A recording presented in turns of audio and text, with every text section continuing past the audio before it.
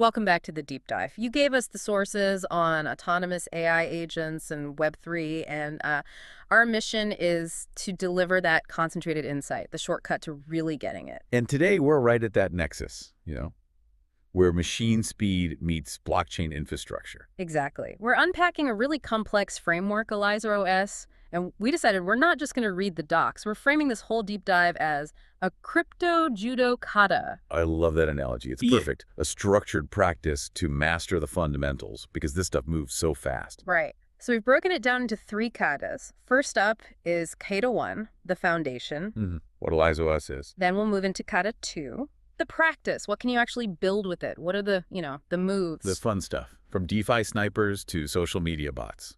And we wrap up with kata 3, the dojo rules. This is the tokenomics, the governance, the whole economic structure holding it all together. And all this comes straight from the official ElizaOS documentation, the overview, their guides, the tokenomics papers. So you ready to step on the mat? Let's do it.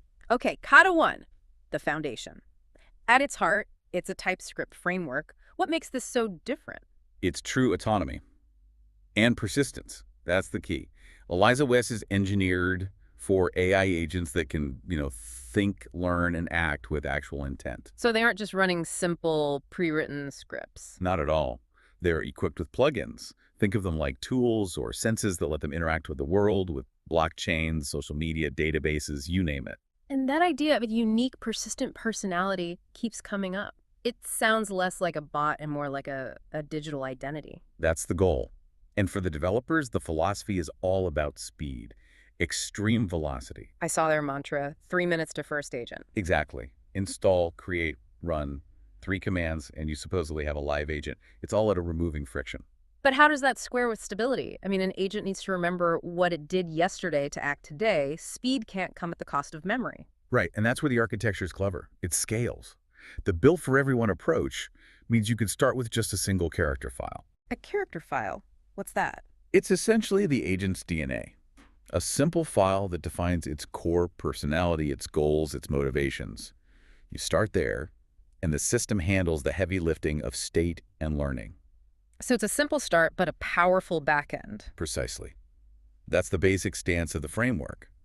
Agents get their personality from these files, and then they execute these really complex action chains that are triggered by just natural language. You don't program a flowchart. No, you give it a high-level command, and the agent figures out the steps. And this is critical. It learns from every single interaction using persistent memory. So it maintains context over days or even months. Yes. That's what makes it an actor, not just a reactor. It can take sustained long-term actions out there in the real world. Which brings us to its secret weapon, right? The plugin ecosystem. If the agent is the brain, the plugins are, what, the specialized tools? That's a perfect way to put it. This is where the power just scales exponentially. The framework ships with over 90 official plugins. Over 90. So an agent can mix and match capabilities. It can connect to a trading protocol and generate content without anyone having to modify the core code. And the categories cover everything. You've got social platforms, Discord, Twitter, Telegram. All the big ones. Then you have the key blockchain networks. Ethereum, Solana, Base. Plus the intelligence layer itself, integrations with OpenAI, Anthropic, even local models. And then you get the really specialized tools, DeFi protocols, content creation, web scraping, API integrations. It's like a whole hardware store for an autonomous mind. So the whole paradigm shifts from building a system to just configuring a character and giving it the right tools for the job. You got it. Okay. That feels like a really solid grasp on kata 1, the foundation. We get the brain, the memory, the tools. Let's move to kata 2, the practice. Let's do it. We're shifting from what it is to what it does. We're looking at the applied moves now. And the documentation makes it clear the highest stakes moves are happening in Web3 and DeFi. Of course. That's where speed and execution certainty matter most. I mean, we're talking about money. So let's start with those high-speed financial agents. This is where it gets aggressive. Yeah. Take the Trader plugin, Hyperliquid. This agent is built for one thing: executing discrete trading strategies, often high frequency, often leveraged, all on its own. No human emotional interference, just pure sustained account growth as a goal. Exactly. And then you have agents designed for a different moment in the market, like the Sniper plugin Solana. A sniper, right. This one is all about getting in first. It's a weapon of speed. It watches for new token launches, it instantly analyzes the contract for risks, and then it executes a trade the very second liquidity hits. which requires just incredible speed. But then we get into the really heavy artillery, the MEV hunters. Right. This is where the agent's speed is used to extract value from the network itself. The MEV Hunter plugin EVM is the perfect example. For anyone who doesn't know, MEV is maximal extractable value. It's the profit you can make by seeing and reordering transactions in a block. Things like front-running a big trade or sandwich attacks. This agent automates that entire process across multiple chains. It's incredibly sophisticated. So the framework is explicitly enabling autonomous actors in the most competitive parts of DeFi. But what about the less aggressive strategies? The long game. That would be the Yield Farmer plugin EVM. Yeah. This agent is all about optimization. It auto-compounds your positions, it rebalances your pools when APYs shift, and it moves your assets to the highest yield opportunities automatically. Tireless, rational optimization. Pure logic, applied 2047. And it goes even bigger. The token launcher plugin clanker can automate an entire project launch. The whole thing? The whole go-to-market. Deploying the token, managing the liquidity, even coordinating the viral marketing campaigns. Wow. So autonomy now spans from a single trade all the way to launching an entire digital product. It's a huge spectrum. Okay, let's shift gears. Content and social agents. These are fascinating because they're about creating influence at scale. And this is where chaining those 90-plus plugins becomes so powerful. The influencer plugin Twitter isn't just tweeting. It's creating targeted generative content images, video, music, and then posting it for maximum engagement. Then there's the celebrity clone plugin knowledge, which is something else. It's wild. It trains on a huge collection of a person's workbooks, interviews, videos to replicate their personality and voice. We're moving into automated digital identity management here. And even internal workflows are being automated. The Clip Farmer plugin video understanding. Yeah, this one is huge for content creators. It watches your long-form videos, finds the most viral moments, adds captions, and schedules them for reposting. It basically replaces a human video editor for social clips. And just to show the sheer breadth of it, there's even a dating coach plugin in Anthropic. I mean, if a task involves data analysis and digital communication, it's a target for automation. It analyzes dating profiles, writes messages, manages conversations. It really proves there are no bounds. Oh. Okay, last category in the practice, business automation. The efficiency moves. This is where agents become specialized team members. The Deal Closer plugin WhatsApp, for example. Yeah. It qualifies leads, handles objections, books demos, all automatically. It closes that initial sales loop. Right. And internally, you have the product manager plugin GitHub.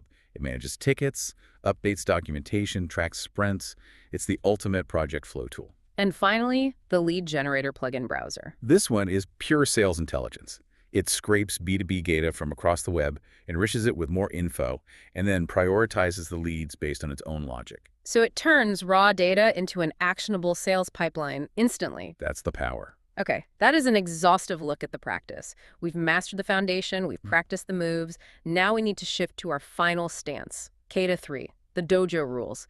We have to understand the economics, the tokenomics of ElizaOS. Absolutely. This token isn't just for governance. It's the fuel for every single autonomous action we just talked about. Let's start with the context. The sources detail a big migration from a prior token, A16Z. They do. The migration kicked off with V1.0 on November 6, 2025, and then V1.1 came just a few days later on November 11th, which introduced the snapshot to finalize it all. And this involved a huge expansion of the token supply, right? From 6.6 billion to 11 billion. That's a 40% increase. Why? The rationale is pretty clear. They needed capital for multi-chain scale.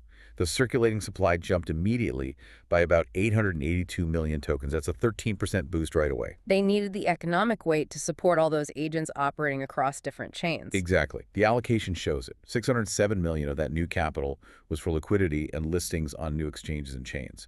Another 275 million went to protocol-owned liquidity. To solidify the foundation. Yep. And it was multi-chain from day one.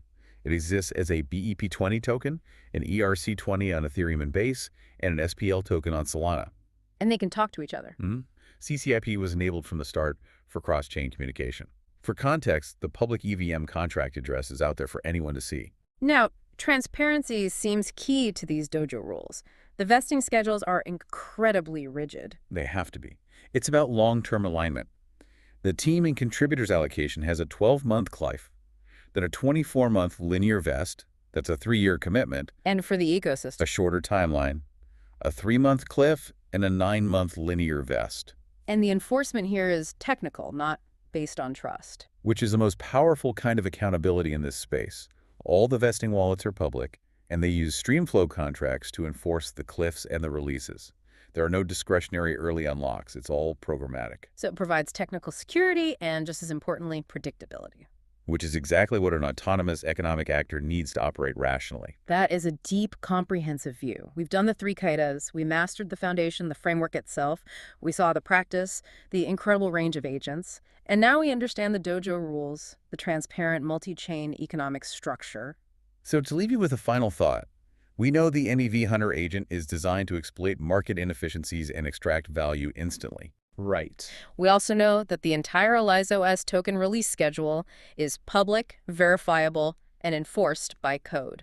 So how does that absolute transparency and predictability influence the long-term rational behavior of these super sophisticated autonomous economic agents? Do they become better stewards of the ecosystem because they can plan so far ahead? Or does that transparency just create new, more complex ways for them to exploit the system? That really is the ultimate question of this whole agentic future. How does perfect information change rational behavior? We'll leave you with that to think about. That's it for this deep dive. We look forward to exploring the next frontier with you soon.